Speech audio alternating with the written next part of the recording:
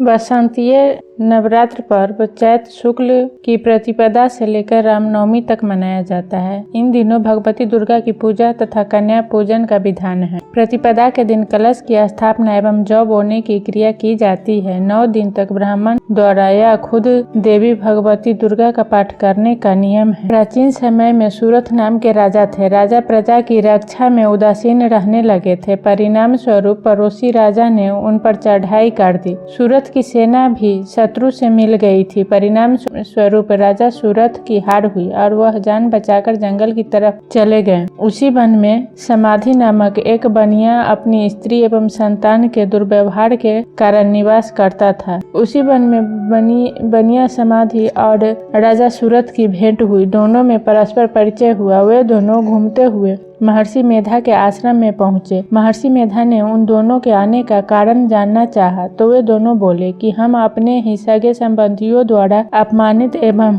तिरस्कृत होने पर भी हमारे हृदय में उनका मोह बना हुआ है। इसका क्या कारण है? महर्षि मेधा ने उन्हें समझाया कि मन शक्ति के अधीन होता है और आदि शक्ति के विद्या और अविद्या 2 रूप है। विद्या ज्ञान स्वरूप है और अविद्या अज्ञान स्वरूप है। जो व्यक्ति अविद्या के आदिकरण रूप में उपासना करते हैं उन्हें वे विद्या स्वरूपा प्राप्त होकर मोक्ष प्रदान करती हैं। इतना सुन राजा सूरत ने प्रश्न किया, है महर्षि देवी कौन है? उसका जन्म कैसे हुआ? महर्षि बोले, आप जिस देवी के विषय में पूछ रहे हैं वह नित्य स्वरूपा और विश्वव्यापिनी है। उसके बारे में ध्यान पूर्वक सुनो। कल्पांतर के समय विष्णु भगवान क्षीर सागर में अनंत शैया पर शयन कर रहे थे। तब उनके दोनों कानों से मधु और कैटभ नामक 2 दैत्य उत्पन्न हुए। वे दोनों विष्णु की नाभि कमल से उत्पन्न ब्रह्मा जी को मारने दौड़े। ब्रह्मा जी ने उन दोनों राक्षसों को देखकर विष्णु जी की शरण में जाने की सोची, परंतु विष्णु भगवान उस समय सो रहे थे। तब उन्होंने विष्णु भगवान को जगाने हेतु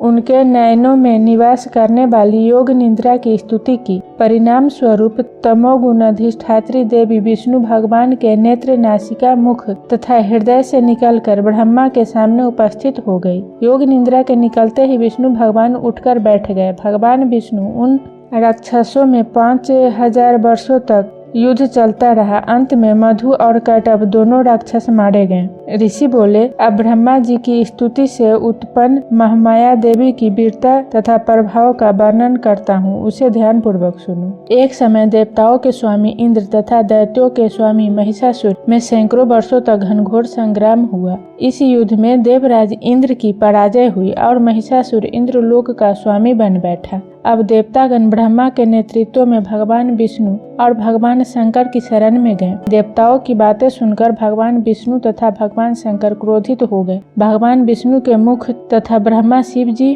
तथा इंद्र आदि के शरीर से एक तेज पुंज निकला, जिससे समस्त दिशाएं जलने लगी और अंत में यही तेज पुंज एक देवी के रूप में परिवर्तित हो गया। देवी ने सभी देवताओं से आयुध एवं शक्ति प्राप्त करके उच्च स्वर में अट्टहास किया, जिससे तीनों लोकों में हलचल मच गई। महिषासुर अपनी सेना लेकर इस सिंहनाद की ओर दौड़ा। उसने देखा कि देवी के प्रभाव से तीनों लोक आलोकित हो रहे हैं। महिषासुर की देवी के सामने एक भी चाल सफल नहीं हुई और वह देवी के हाथों मारा गया। आगे चलकर यही देवी शुंभ और निशुंभ राक्षसों का वध करने के लिए गौरी देवी के रूप में अवतरित हुई। इन उपरोक्त व्याख्यानों को सुनकर मेधा ऋषि ने राजा सूरत तथा बानिक से देवी स्तवन की विधिवत व्याख्या की। राजा और बानिक नदी पर जाकर देवी की तपस्या करने लगे। 3 वर्ष घोर तपस्या करने के बाद देवी ने प्रकट होकर उन्हें आशीर्वाद दिया। इससे बानिक संसार के मोह से मुक्त होकर आत्मचिंतन में लग गया और राजा ने शत्रुओं पर विजय प्राप्त करके अपना वैभव प्राप्त कर लिया।